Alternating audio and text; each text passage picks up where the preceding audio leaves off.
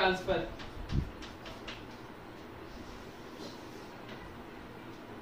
मान लो जैसे हम लोगों के पास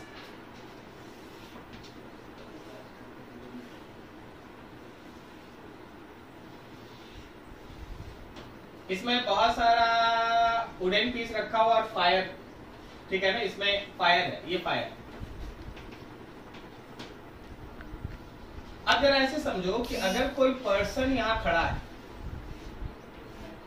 कोई पर्सन यहां खड़ा है, वो हाथ में एक रॉड रखा है, मेटालिक रॉड, और उससे है ना इस पर्टिकुलर फायर को ऐसे टच करने का कोशिश कर रहा है। तो यहाँ पे इस पर्सन तक हीट 3 मेथड से पहुंचेगा, इस पर्सन तक हीट 3 मेथड से पहुंचेगा।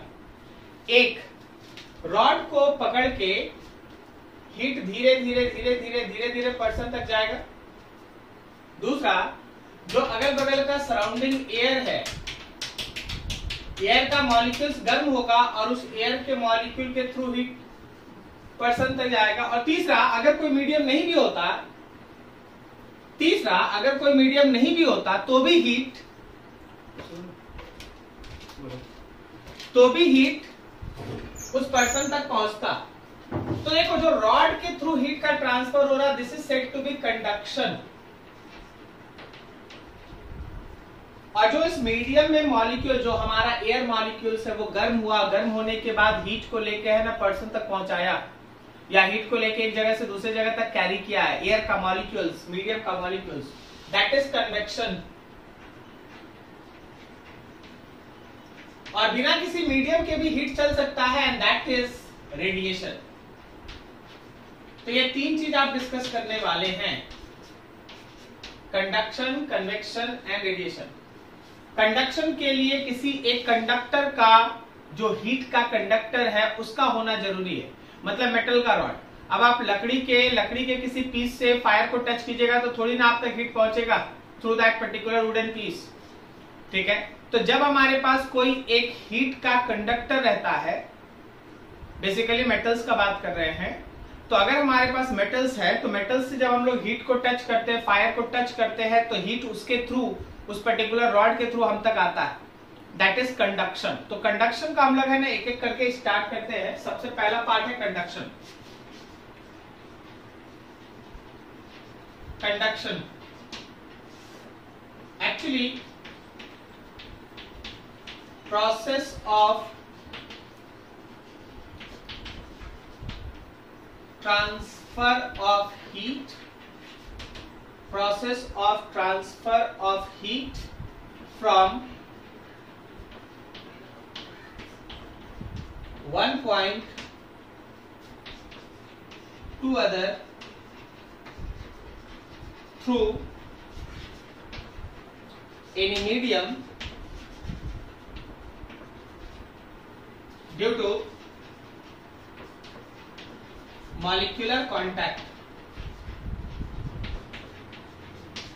मॉलिक्यूलर कॉन्टैक्ट की वजह से हीट का ट्रांसफर प्रोसेस कंडक्शन कहलाता है। जब भी आप कंडक्शन का डिस्कशन करें, एक खास वर्ड हमेशा इस पर्टिकुलर सेक्शन में आता है, and that is called steady state. Steady state,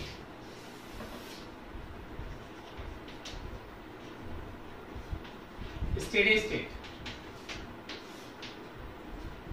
सुनिएगा, समझिएगा। जब आप रॉड से उस फायर को टच किए, तो जो रॉड का इन फायर के कांटेक्ट में गया, उसका टेम्परेचर बढ़ा, फिर वो जितना हीट अपने अंदर एब्जॉर्ब करना था किया, फिर जो बच गया हीट उसको अगले मॉलिक्यूल को ट्रांसफर कर दिया। आप इसको ऐसे देखें, आप इसको ऐसे देखें कि अगर ये एक रॉड है और आप इस एंड पे इसको गर्म कर रहे हैं, तो यहां का जो भी मॉलिक्यूल है वो हीट को पहले अपने अंदर एब्जॉर्ब करेगा, फिर हीट अगले मॉलिक्यूल को ट्रांसफर होगा, फिर हीट अगले मॉलिक्यूल को ट्रांसफर होगा, फिर हीट अगले मॉलिक्यूल को ट्रांसफर होगा, और ऐसे ही मॉलिक्यूल मॉलिक्यूल मॉलिक्यूल करके है ना दूसरे एंड तक पहुंचेगा। चलो आगे बढ़ते धीरे धीरे, ठीक है। अब रुके रहेंगे तो ये भी आज खत्म नहीं होगा। तो देखो, स्टेडी स्टेट क्या होता है ना कि जब आप इस तरह से किसी मीडियम को हीट प्रोवाइड करते हैं, तो हर एक मॉलिक्यूल अपने हिस्से का हीट गेन करता है, फिर बचा हुआ हीट आगे को ट्रांसफर कर देता एंड सो ऑन। मतलब ये एक ऐसा इंस्टेंट होता है स्टेडी स्टेट में, at steady state temperature of any cross section becomes constant. क्या लिखा हुआ है? बिकम्स कांस्टेंट, सेम नहीं लिखा हुआ है। ऑब्वियसली ये वाला इंड हाई टेम्परेचर पे होगा और ये वाला इंड लो टेम्परेचर पे होगा, तभी तो हीट हाई टेम्परेचर से लो टेम्परेचर की तरफ जा रहा है, ठीक है। लेकिन किसी भी क्रॉस सेक्शन का जो भी टेम्परेचर होगा अब वो होगा कांस्टेंट। कोई भी क्रॉस सेक्शन का जो भी टेम्परेचर होगा वो होगा कांस्टेंट, उसको कहते हैं स्टेडी स्टेट। स्टेडी स्टेट एक ऐसा पर्टिकुलर स्टेट है, एट स्टेडी स्टेट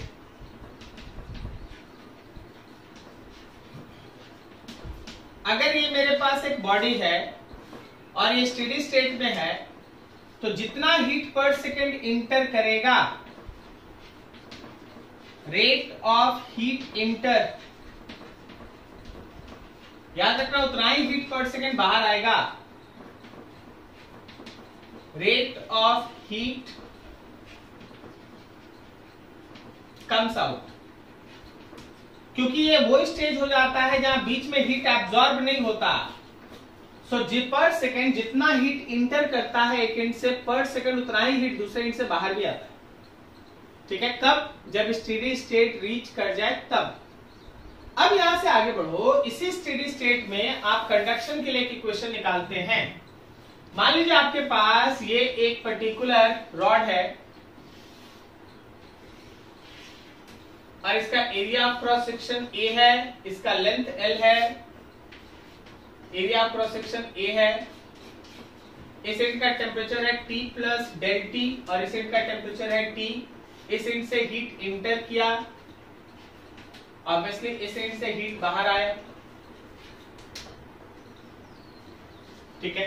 अब देखो, eight steady state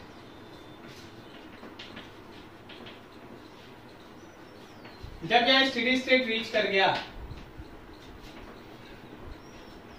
rate of flow of heat, you can see that dq by dt or q by t is always proportional with area of cross section change in temperature divided by length. So rate of flow of heat flowing per unit time is equals to some constant a into del t by L. ये है rate of flow of heat once steady state is reached. पर second किसी भी rod के एक end से जितना heat inter करेगा, उस रॉड के दूसरे इंड से पर सेकेंड उतना ही हीट बाहर आएगा। लेकिन कब? जब आप स्टेडी स्टेट पे बात कर रहे हैं तब। और किसी भी क्षण rate of flow of heat is equal to k into A into del T by L, where a is area of cross section, del T is change in temperature between two ends, L is the length of rod and K is conductivity. K is conductivity of material, वो हमारे इस material का conductivity होगा। अब इसमें छिपा हुआ बहुत सारा टर्म है। आप जो Q by T लिखते हैं, Q by T लिखते हैं, जो actually rate of flow of heat है, rate of flow of heat है। याद रखना, इसको एक और नाम से जाना जाता है, that is called heat current. इसको आप हीट करेंट के नाम से भी जानते हैं, ठीक है। सो हीट करेंट को लेके हम लोग आगे कुछ इक्वेशंस बनाएंगे। तो this is all about starting of transfer of heat. 3 methods. Conduction एक ऐसा प्रोसेस जिसमें मॉलिक्यूलर कांटेक्ट से हीट का ट्रांसफर होता है। स्टेडी स्टेट एक ऐसा स्टेट जहां किसी भी पर्टिकुलर मेटालिक रॉड का हर क्रॉस सेक्शन का टेम्परेचर कांस्टेंट होगा, सेम नहीं बोला जा रहा है। अगर कोई 2 पॉइंट का टेम्परेचर सेम हो जाएगा तो हीट फ्लो ही नहीं करेगा। हीट हमेशा फ्लो करता है हाई टेम्परेचर से लो टेम्परेचर। सो यहाँ का टेम्परेचर कांस्टेंट है, इससे कम यहाँ है, इससे कम यहाँ है, इससे कम यहाँ एंड सो ऑन। जब आप स्टेडी स्टेट का बात करते हैं तो एक इंच से जितना हीट पर सेकेंड इंटर करेगा, दूसरे इंच से उतना ही बाहर आएगा। और at steady state you get a equation like that. Note करो यहाँ तक, फटाक से आगे बढ़े।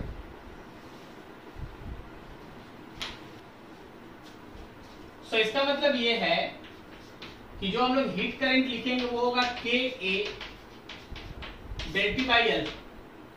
आप अगर चाहेंगे तो हीट करंट को लिख सकते हैं del T by L by के।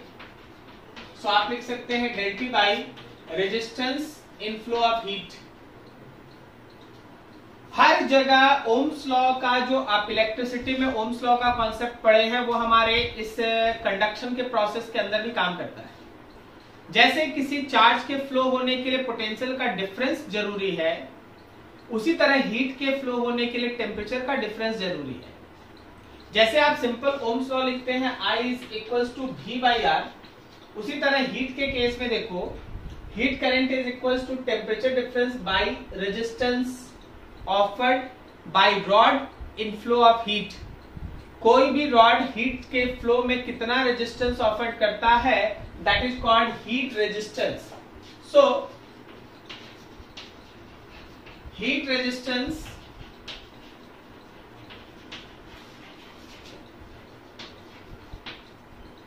offered by any rod, that heat resistance can be calculated by L by K।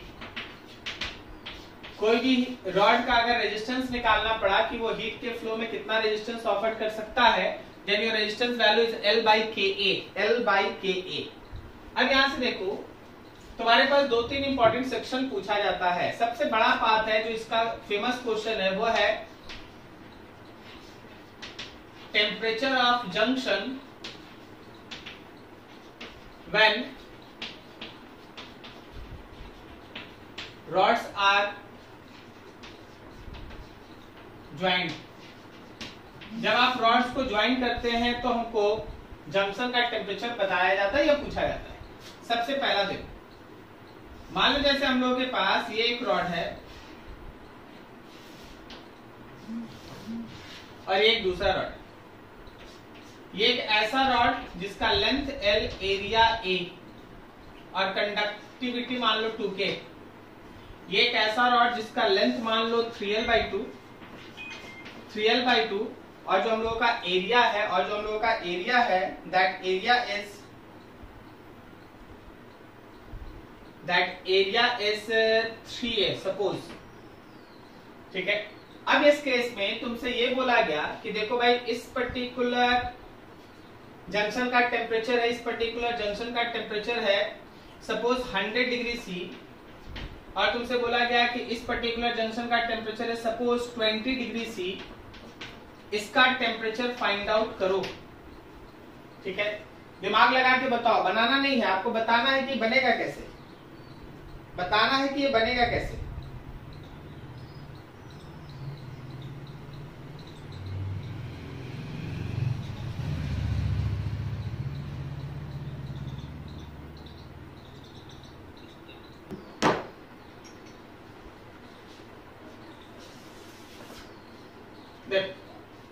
ऐसा मानेंगे कि मेरे पास ये एक रेजिस्टर है और ये एक रेजिस्टर है, ऐसा 2 रेजिस्टर है। इस एंड का टेम्परेचर है 100 डिग्री सी, इस एंड का टेम्परेचर है 20 डिग्री सी, यहाँ का टेम्परेचर है 3 डिग्री सी। ये रेजिस्टेंस R1 है, ये रेजिस्टेंस R2 है। अब देख, ये दोनों सीरीज में है तो दोनों से फ्लो करने वाले करंट का वैल्यू तो सेम होगा ना। तो जो हीट करंट मेरे फर्स्ट से फ्लो करेगा वही हीट करंट मेरे सेकंड से भी फ्लो करेगा। तो जो हीट करंट मेरे फर्स्ट का होगा वही हीट करंट सेकंड का भी होगा। तो फर्स्ट का हीट करंट होगा conductivity into area and change in temperature around first rod divided by length first, और यहाँ होगा conductivity into area change in temperature around second rod divided by L2। ठीक है, तो अब देखो K1 कितना है। अच्छा, इसका हम K लिखे नहीं, मान ले इसका K हम लोग का केवल K है, तो मेरा K1 है 2K, एरिया है L A और चेंज इन टेम्परेचर में 100 माइनस T लिख सकते हैं। चलो लिख देते हैं 100 minus T divided by L1 में L लिख दो। यहां देखो K2 में K लिख दिए, एरिया कितना भाई तो 3A डेल टी कितना, तो डेल टी हम लोगों के पास है t minus 20 divided by length हम लोगों का 3l/2 3l/2। अब यहाँ पे जो भी कैलकुलेशन आपका चलता है, मान लीजिए k है, a है, l है, k है, a है और l है, ये 3 से 3 भी कैंसिल, 2 ऊपर चला जाएगा, तो वह 2 टाइम्स ऑफ 100 माइनस टी, ये भी 2 ऊपर चला गया, 2 टाइम्स ऑफ t माइनस 20, ये 2 से 2 cancel, so 100 minus T is equal to t minus 20। आराम से सॉल्व करो, 100 प्लस 20 इज टू t, या फिर t is equal to 60 degree centigrade, या फिर t is equal to 60 degree centigrade. समझ में आ रहा? तो ऐसे है ना, इस तरह के क्वेश्चंस को आप सॉल्व कर लेते हैं, कोई दिक्कत? क्या ये लाइन समझा सब कोई? ठीक, अभी जरा अगला देखना है, छोटा सा, इसको तुमको खुद बनाना, हम बस खाली हिंट कर देते हैं।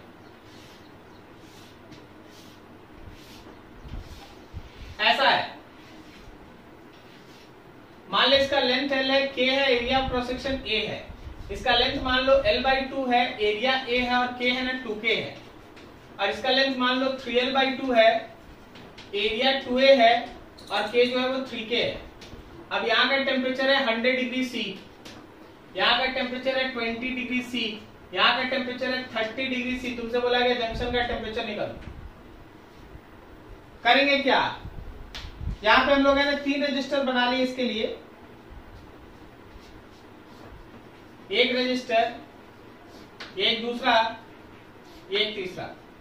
तो भाई यहाँ पे है 100 डिग्री C, ये R1 मान लो, यहाँ पे है 30 डिग्री C, ये R2 मान लो, यहाँ पे है 20 डिग्री C, ये R3 मान लो और यहाँ पे है 30 डिग्री C। एक बात तो तय है कि इधर से जो भी करंट जाएगा उसका कुछ हिस्सा ऊपर और कुछ हिस्सा इधर जाएगा, I2। So overall your current I will be equals to I1 plus I2। आप I1, I2 तीनों का वैल्यू पुट करके सॉल्व कर दिए आंसर। चलिए जरा बनाइए फटाक से।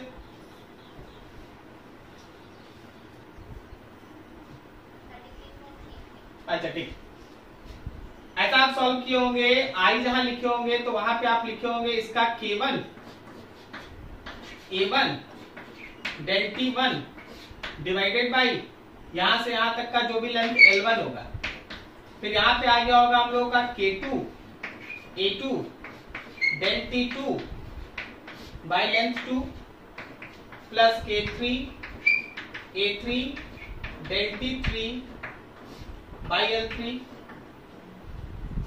अब K1 कितना है? K है, A कितना है? A है, डेल T देख लो, डेल T देख लो, 100 माइनस T है, 100 माइनस T, और लेंथ कितना है? तो L है। K2 कितना है? तो K2 हम लोग का 2K है, 2K है, एरिया कितना है? A है, उसका डेल T देख लो, उसका डेल T देख लो, तो T माइनस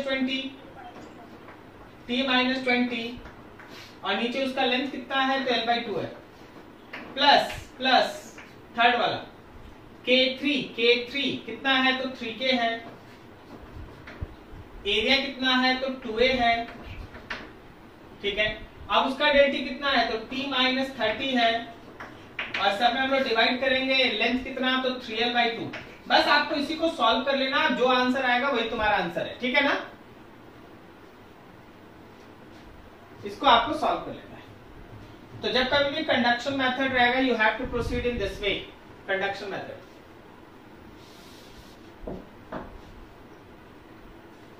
चलो ये था कंडक्शन, याद रखना इतना। Next is convection. Next is convection. तो कन्वेक्शन है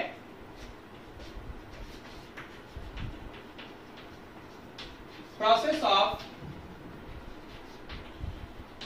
transfer of heat due to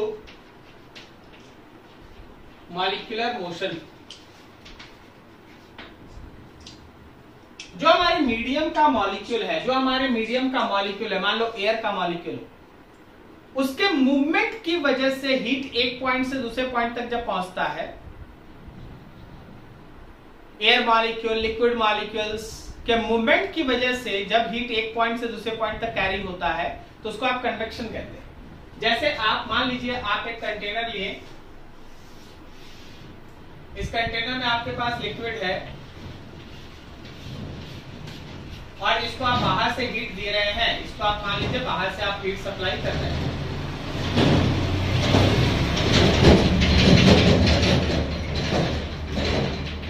इसको आप बाहर से हीट सप्लाई कर रहे हैं। तो जब आप इसको बाहर से हीट सप्लाई करते हैं तो जो भी इस लिक्विड का मॉलिक्यूल सब है वो सब इस हीट को गेन करता है और ऐसे बाहर ऊपर उठता है। जब ये गर्म किया हुआ मॉलिक्यूल्स ऊपर उठता है तो यहाँ खाली जगह तो बन नहीं सकता, तो जो ठंडा मॉलिक्यूल्स है वो इस पर्टिकुलर पोजीशन को ऑक्यूपाई करता है, फिर वो गर्म करके उठता है। तो there is circulation, there is circulation. गर्म किया हुआ मॉलिक्यूल ऊपर उठता है,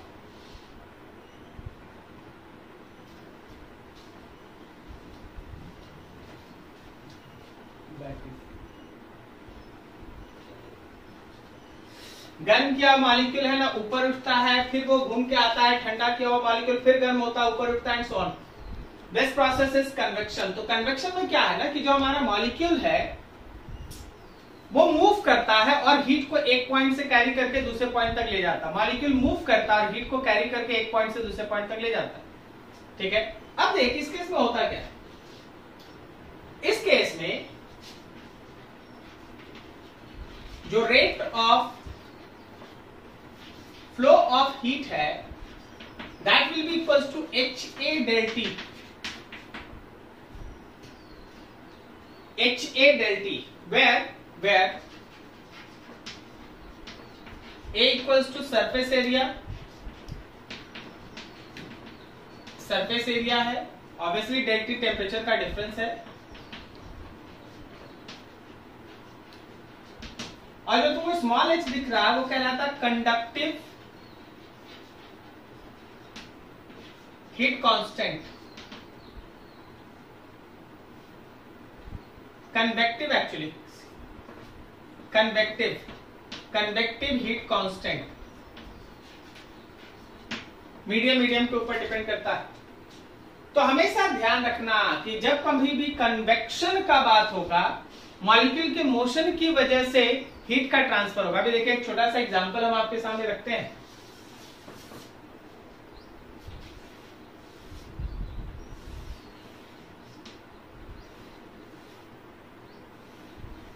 ऐसा मान लो इसमें हम लोग लिक्विड भर दिए,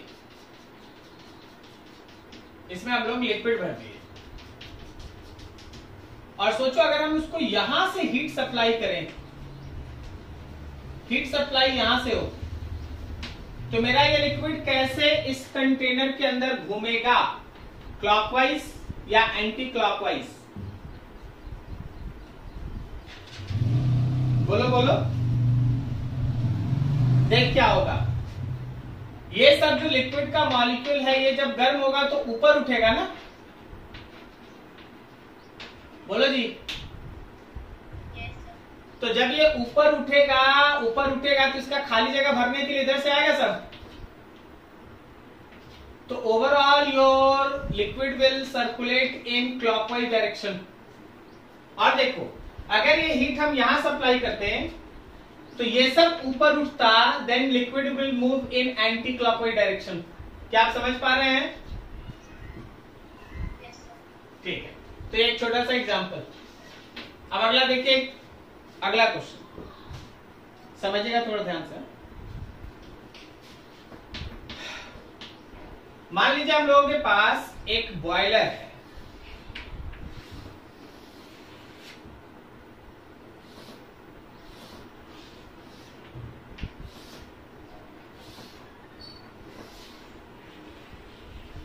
लाइक दैट। ये है बॉयलर का थिकनेस। बॉयलर काफी मोटा होता है ताकि है ना गर्म करने से कहीं वो फट ना जाए एंड सो ऑन। ठीक है, ये चीज ध्यान रखो कि अंदर का रेडियस है सपोज 2 मीटर और बाहर का रेडियस है सपोज 4 मीटर। अंदर में जो लिक्विड है लिक्विड यहाँ है, उसका टेम्परेचर है लगभग 800 डिग्री सेंटीग्रेड, ठीक है।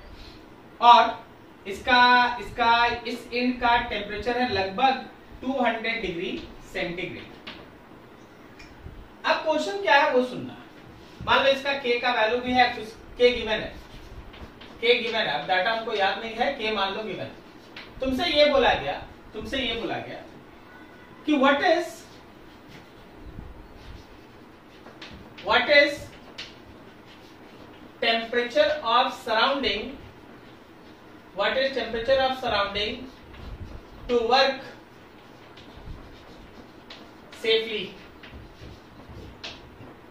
बॉयलर सेफली काम करे, इसके लिए सराउंडिंग का टेम्परेचर क्या होगा।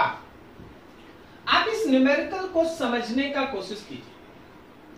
बॉयलर से हीट सराउंडिंग तक पहुंचेगा और ये प्रोसेस होगा कंडक्शन का।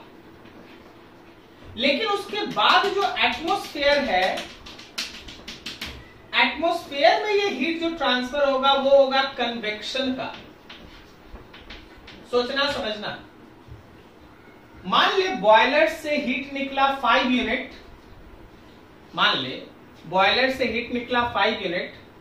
लेकिन कन्वेक्शन प्रोसेस में 5 यूनिट हीट ट्रांसफर नहीं हुआ, तो होगा क्या, इस एंड का टेम्परेचर बढ़ जाएगा, समझे। 200 से हो जाएगा 300।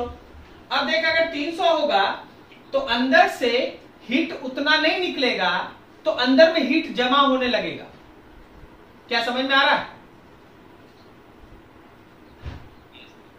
और उसी हीट की वजह से बॉयलर कभी कभी फट जाता। कभी कभी आप सुनिएगा कि बॉयलर फट गया, एक्सीडेंटली बॉयलर फट गया। तो इन सब का लॉजिक आप समझिए। बॉयलर के सेफ्टी के लिए इसका एक सर्टेन लिमिट होता है कि उतना हीट हमेशा पास होते ही रहना चाहिए, निकलते रहना चाहिए। अब अगर मान लीजिए सराउंडिंग में उतना हीट डिस्ट्रीब्यूट नहीं हो पा रहा किसी वजह से, तो बॉयलर के आउटर फेस का टेम्परेचर बढ़ेगा, तो अंदर से जो हीट बाहर जा रहा था वो घटेगा और अंदर में हीट जमा होगा। तो अंदर में जब हीट जमा होगा तो एक समय ऐसा आएगा कि हीट जो है वो विस्फोट कर देगा। क्या लॉजिक समझा? सेफली वर्क करने के लिए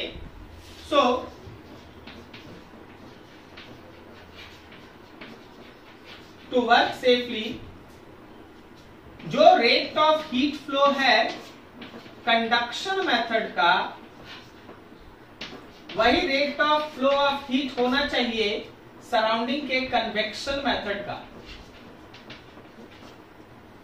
तो कंडक्शन मेथड में लगाएगा conductivity into A into del T divided by L,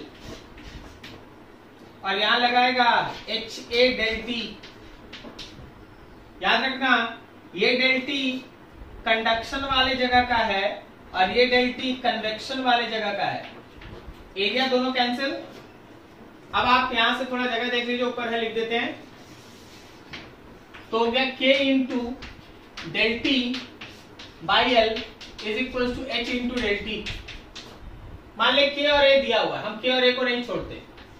अब यहाँ डेल टी कितना है, तो यहाँ डेल टी 800 माइनस 200, 800 माइनस 200, और लेंथ कितना है, तो लेंथ यही है ना भाई, 4 मीटर था यहां से यहाँ, ये 2 मीटर है तो 2 मीटर, and that will be equal to H given है। अब यहाँ डेल टी क्या होगा, तो देख यहाँ 200 है, सराउंडिंग का टेम्परेचर मान ले टी है, तो क्या लिखेंगे 200 माइनस टी। अब अगर आपको एच और के दे दे तो आराम से आप टी निकाल ले। क्या एक क्वेश्चन समझ में आया? चलो नोट करो, ये दो मेथड हो गया, conduction and convection.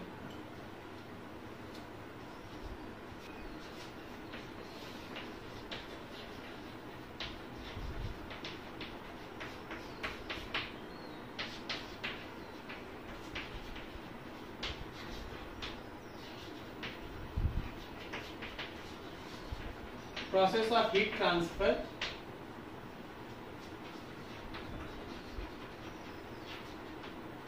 without requirement of medium। Process of heat transfer without requirement of medium, बिना मीडियम के हीट के ट्रांसफर का मेथड हम लोगों का रेडिएशन कहलाता है। Process of heat transfer without requirement of medium. अभी जरा इस चीज में जरा गौर से देखना और समझना, ठीक है। जब हम लोग रेडिएशन का बात करते हैं, मान लीजिए जैसे हम लोग के पास ये एक कोई भी मटेरियल, आप जब भी इस पे रेडिएशन को गिराते हैं, रेडिएशन इंसिडेंट किया, मान लो हीट क्यू इंटर किया, तो इस हीट का मैक्सिमम 3 हिस्सा होता है। एक सब्सटेंस अपने अंदर एब्जॉर्ब कर लेगा, एक सब्सटेंस रिफ्लेक्ट कर देगा, और हो सकता है अगर ट्रांसपेरेंट मीडियम रहा तो हीट का ट्रांसफर हो गया, ठीक है, ट्रांसमिट कर दिया। तो तुम्हारे इंसिडेंट हीट का 3 मैक्सिमम यूज हो सकता है। उसका कुछ पार्ट, जो भी रेडिएशन आप इंसिडेंट कराते हैं, मान लीजिए जैसे किसी बॉडी के ऊपर है ना, बल्ब का लाइट गिर रहा है, तो बल्ब के लाइट का कुछ हिस्सा वो अपने अंदर एब्जॉर्ब कर लेगा, कुछ हिस्सा रिफ्लेक्ट करेगा, और अगर वो ट्रांसपेरेंट हुआ तो कुछ हिस्सा ट्रांसमिट कर देगा। ट्रांसमिट वाला बात है, ट्रांसपेरेंट, ओपेक, इन सब पे डिपेंड करता है, ठीक है। अब बोर्ड पे कुछ गिरेगा लाइट तो थोड़ी ना ट्रांसमिट होगा, तो एब्जॉर्ब और रिफ्लेक्ट पे बात होगा। लेकिन हम लोग मैक्सिमम 3 चीज सीख सकते हैं, एब्जॉर्ब, रिफ्लेक्ट और ट्रांसमिट। मतलब आप ऐसा मानो कि जो भी हीट हम लोगों का गिर रहा है, जरा ध्यान से देखते चलना। Let Q is incident radiation, incident radiation का हीट Q है। इस Q में से QA absorb heat, QR reflected heat, और QT transmitted heat. QA absorb heat, QR reflected heat, QT transmitted heat. तो जरा यहां 3 वर्ड्स है, उसको ध्यान से देखना। सबसे पहला सेक्शन आता है, दैट इज कॉल्ड एब्जॉर्प्टेंस, दूसरा नाम है एब्जॉर्प्टिव पावर। दैट एब्जॉर्प्टेंस और absorptive power is heat absorb per unit heat incident. Total incident heat का कितना फ्रैक्शन एब्जॉर्ब हुआ, उसी पर्टिकुलर फ्रैक्शन को आप एब्जॉर्प्टेंस या फिर एब्जॉर्प्टिव पावर कहते हैं। सेकंड है reflectance, small R, total heat reflected by total heat incident. Total heat reflected by total heat incident, total heat reflected by total heat incident is called reflectance, उसको हम लोग रिफ्लेक्टेंस कहते हैं। And third transmittance, small T, total heat transmitted by total heat incident, उसको हम लोग transmittance कहते हैं, ठीक है। अब जरा सोचो कि अगर हम लोग एब्जॉर्प्टेंस, रिफ्लेक्टेंस और ट्रांसमिटेंस तीनों का सम करें तो कितना आएगा? 1 आएगा। सुनाई नहीं दिया? ठीक है। अब सोचना कि अगर इफ t इक्वल्स टू 0, मतलब ट्रांसमिट नहीं हो रहा है, तो केवल एब्जॉर्ब और रिफ्लेक्ट हो रहा है, यही दोनों मिलकर 1 होगा। अब इसमें देखना a प्लस आर 1 में अगर तुम्हारा a स्मॉल हुआ तो r बड़ा होगा, और अगर तुम्हारा a बड़ा हुआ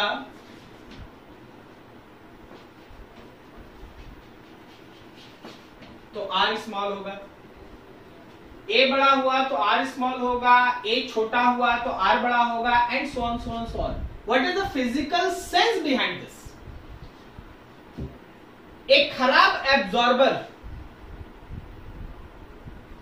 अच्छा रिफ्लेक्टर है, और एक अच्छा एब्जॉर्बर खराब रिफ्लेक्टर है. मतलब एक मिरर है और एक तुम्हारे कॉपी का पेज है, एक मिरर है और एक कॉपी का पेज है. मिरर क्या है, अच्छा रिफ्लेक्टर है या एब्जॉर्बर? अच्छा रिफ्लेक्टर है, तो वो ये है.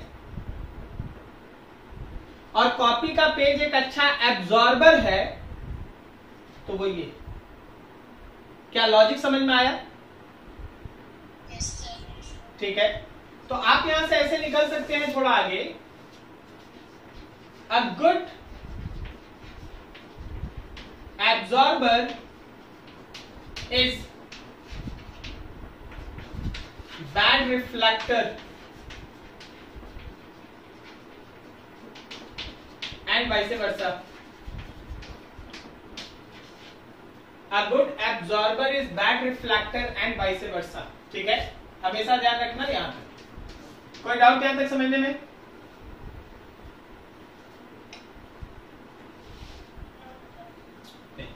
ठीक है, एक टर्म आता है अगला,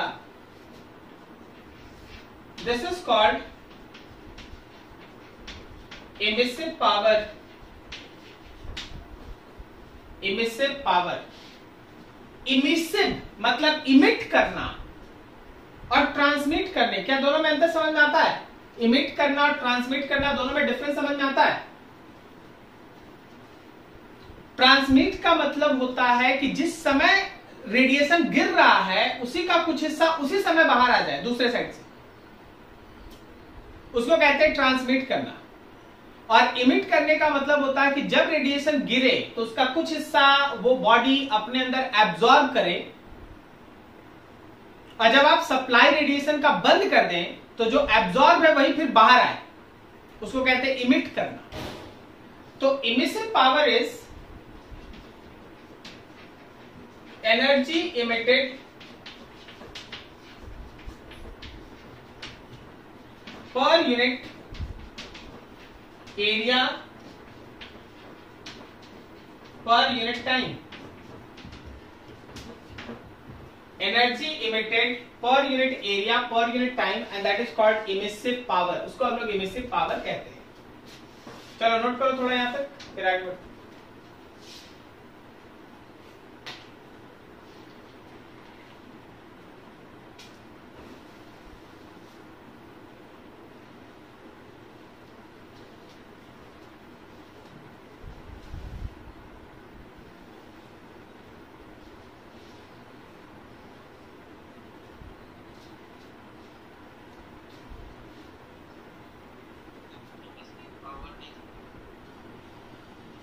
क्या बोला? हम बोल रहे हैं ना कि जो एनर्जी, अच्छा हाइड्रोजन स्पेक्ट्रम सुने? हाइड्रोजन स्पेक्ट्रम, तो हाइड्रोजन स्पेक्ट्रम में क्या था? एनर्जी पहले हाइड्रोजन का एटम एब्जॉर्ब करता था, बाद में वही ना इमिट करता था. तो जो एब्जॉर्ब रेडिएशन होता है उसी को जब वापस किसी दूसरे टेम्परेचर पे इमिट किया जाए, निकाला जाए दोबारा, तो उसको कहते हैं इमिशन. पर सेकेंड पर यूनिट एरिया जितना एनर्जी इमिट होगा उसको हम लोग इमिसिव पावर कहते हैं.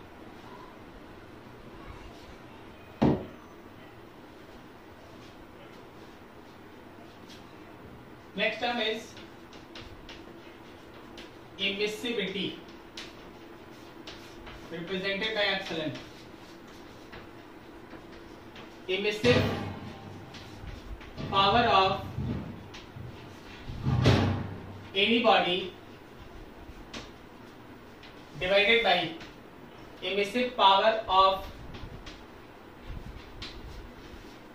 perfectly black body. Emissive power of any body to emissive power of perfectly black body, इसी रेशियो को हम लोग इमिसिविटी कहते हैं, एप्सिलॉन. तो मान लो स्मॉल ई लिखा, ये था एनी बॉडी का इमिसिव पावर, और यहाँ कैपिटल ई लिख दिया, ये था परफेक्टली ब्लैक बॉडी का इमिसिव पावर, तो इसको हम लोग इमिसिविटी कहते हैं। हमेशा ध्यान रखना कि इमिसिविटी रेंज करता है, इमिसिविटी रेंज करता है 0 से 1 तक, ठीक है ना। For perfect black body emissivity होता है 1, ऊपर भी कैपिटल ही नीचे भी कैपिटल ही दोनों कट जाएगा। बट फॉर अदर बॉडीज, बाकी सारे बॉडीज में बात करें, emissivity is less than 1, emissivity 1 से कम होता है, क्योंकि हर एक बॉडी परफेक्ट ब्लैक बॉडी की तरह काम नहीं करता, वो सारा रेडिएशन इमिट नहीं करता। परफेक्ट ब्लैक बॉडी वो होता है जो जितना भी रेडिएशन एब्जॉर्ब किया होता है वो सारा का सारा रेडिएशन इमिट करता है।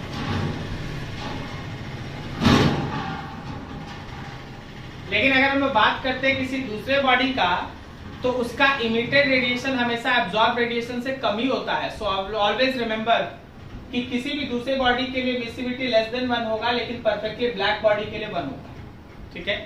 अब यहां तक पढ़ने के बाद आपका बेसिक में ये सब टर्म्स यूज होता है। अब आपके पास आता है 3 इंपॉर्टेंट लॉ, एक है स्टीफेंस लॉ, एक है न्यूटन्स लॉ ऑफ कूलिंग और एक है विल्स डिस्प्लेसमेंट लॉ। आप एक एक करके समझते जाइए। सबसे पहला हम लोगों के पास स्टीफेंस लॉ।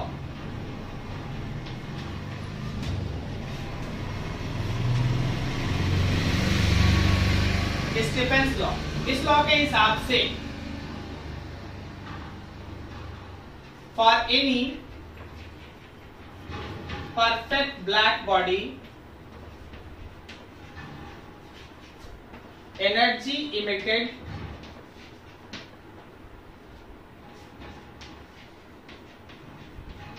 पर unit time per unit area is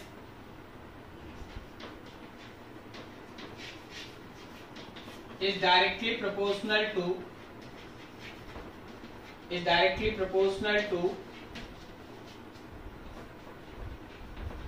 fourth power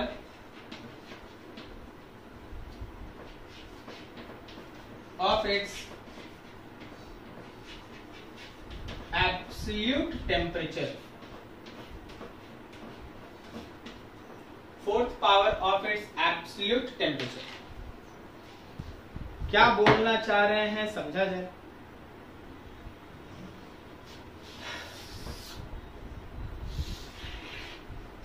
For perfect black body, energy emitted per unit time per unit area is directly proportional to T to the power 4। Capital E is energy, okay? Capital E is energy। यहाँ capital E का मतलब है emissive power, लेकिन यहाँ capital E का मतलब है energy emitted per unit time per unit area directly proportional to T to the power 4। जैसे कि आप प्रोपोर्शनैलिटी हटाते हैं, यहाँ सिग्मा यूज होता है। Sigma is Stefan's constant, where sigma is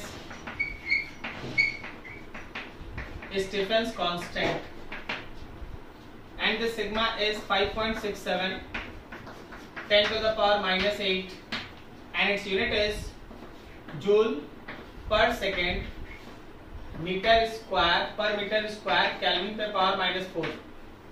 देख लो अच्छे से, जूल पर यूनिट टाइम पर सेकेंड पर यूनिट एरिया पर मीटर स्क्वायर, और ये कैल्विन पे पावर नीचे आ जाएगा के पे पावर माइनस 4, ये उसका वैल्यू सिग्मा स्टीफेंस कांस्टेंट होता है।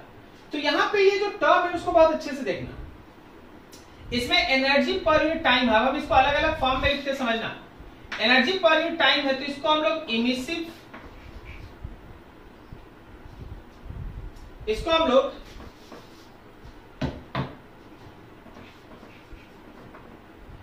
इमिसिव पावर बाई एरिया भी तो लिख सकते हैं। Energy emitted per unit time emissive power divided by area is equal to sigma in T पे पावर 4। अब सोचो पावर में जब एरिया से डिवाइड करता है तो क्या वो इंटेंसिटी होता है? आप जानते हैं इंटेंसिटी? तो इंटेंसिटी होता है energy per unit time per unit area या फिर पावर बाय एरिया। तो intensity of emission is equal to sigma and T पे पावर 4। तो हम तो बस चाहेंगे कि आप ये सारा लाइंस याद रखें। वैसे मेन इक्वेशन ऊपर लिखा हुआ है, वहां से भी आपका काम हो जाएगा, वहां से भी आपका काम हो जाएगा। ठीक है, आगे देखो। ये था मेरे परफेक्ट ब्लैक बॉडी के लिए। अगर हम लोग किसी दूसरे बॉडी के लिए बात करें, फॉर एनी अदर बॉडी, मान लो कोई दूसरा बॉडी है जिसका इमिसिविटी है लेस देन, इमिसिविटी है ये एप्सिलॉन। तो ऐसे केस में याद रखना कि जो हम लोगों का स्टीफेंस का इक्वेशन है उसमें बस इमिसिविटी से मल्टीप्लाई हो जाता है। देख समझने का बात, परफेक्ट ब्लैक बॉडी में भी वो इमिसिविटी है लेकिन उसका वैल्यू कितना है? 1। लेकिन अगर कोई दूसरा बॉडी रहेगा तो वैल्यू 1 तो नहीं होगा, तो 0.8 होगा, 0.6 होगा, 0.5 होगा, कुछ भी होगा, तो उसको आपको लेके चलना है। और परफेक्ट ब्लैक बॉडी में वही वैल्यू 1 होता है। ठीक है, अब इससे थोड़ा एक स्टेप और आगे बढ़ो। अगर कोई बॉडी को आप किसी इंक्लोजर में रख दिए, लेट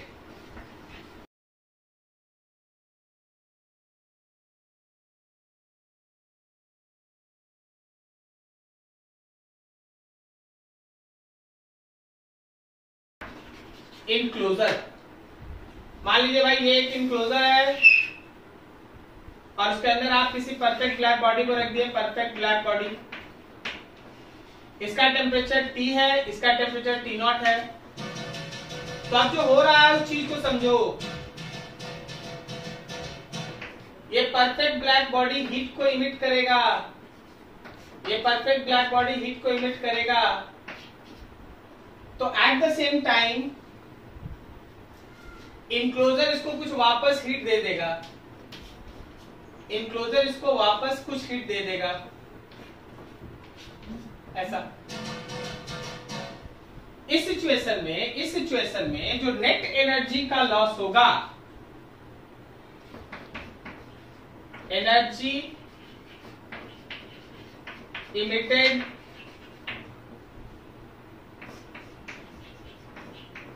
पर unit time per unit area bye perfect black body. समझना इसको ध्यान से। मान लीजिए जैसे perfect black body 10 unit heat पर unit time per unit area loss करता है, बट इनक्लोजर उसको वापस 3 यूनिट दे देता है, 3 यूनिट वापस मिल गया, तो उसका नेट लॉस तो 7 हुआ ना।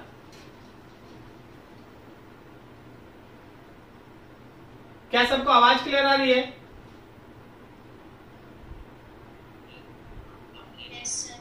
हम बोल रहे हैं कि अगर मान लो perfect black body 10 unit heat का लॉस किया पर सेकंड पर यूनिट एरिया और इनक्लोजर उसको वापस 3 दे दिया, तो उसका नेट लॉस कितना हुआ?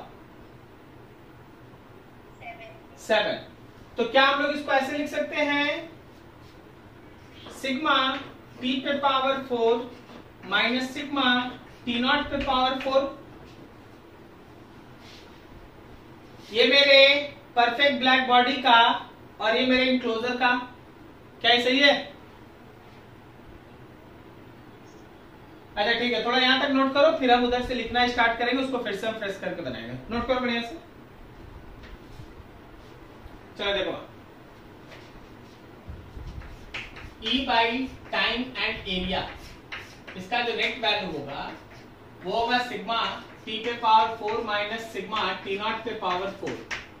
इसमें से आप सिग्मा को कॉमन ले लें तो T4 माइनस T0 पे पावर 4। ये था आपका परफेक्ट ब्लैक बॉडी का, कि एनर्जी का जो लॉस हो रहा है पर यूनिट एरिया, उसका नेट वैल्यू अगर वो इंक्लोजर में रहा, इंक्लोजर मतलब सराउंडिंग, अभी हम तुमसे बोले कि कोई एक परफेक्ट ब्लैक बॉडी, उसका टेम्परेचर है 400 केल्विन, यहाँ कैपिटल टी लिखा हुआ केल्विन होगा, ध्यान रखना। एक परफेक्ट ब्लैक बॉडी है जिसका टेम्परेचर है 400 केल्विन, सोच के बताओ कि वो पर सेकंड पर यूनिट एरिया कितना हीट लॉस कर रहा है। तो सीधा सिग्मा इंटू 400 पे पावर 4 सॉल्व कीजिए आंसर। लेकिन जब तुम्हारे सामने क्वेश्चन ऐसा हो कि एक परफेक्ट ब्लैक बॉडी है जिसका टेम्परेचर है 400 केल्विन और वो एक सराउंडिंग में रखा है जिसका टेम्परेचर है 300 केल्विन, अब बताओ कि वो कितना पर सेकंड पर यूनिट एरिया हीट का लॉस कर रहा है। तो सिग्मा 400 पे पावर 4 माइनस 300 पे पावर 4, समझ में आया क्या? ठीक है ना, ध्यान रखना। अच्छा, इसी को थोड़ा और बदल लो। For any other body,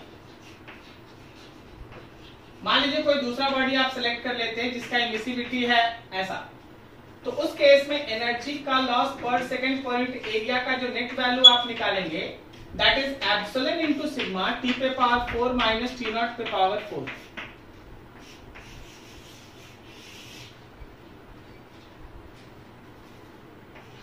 epsilon into sigma T पे पावर 4 माइनस टी नॉट पे पावर 4, ठीक है। तो ये वैल्यू हम लोग का चलता है।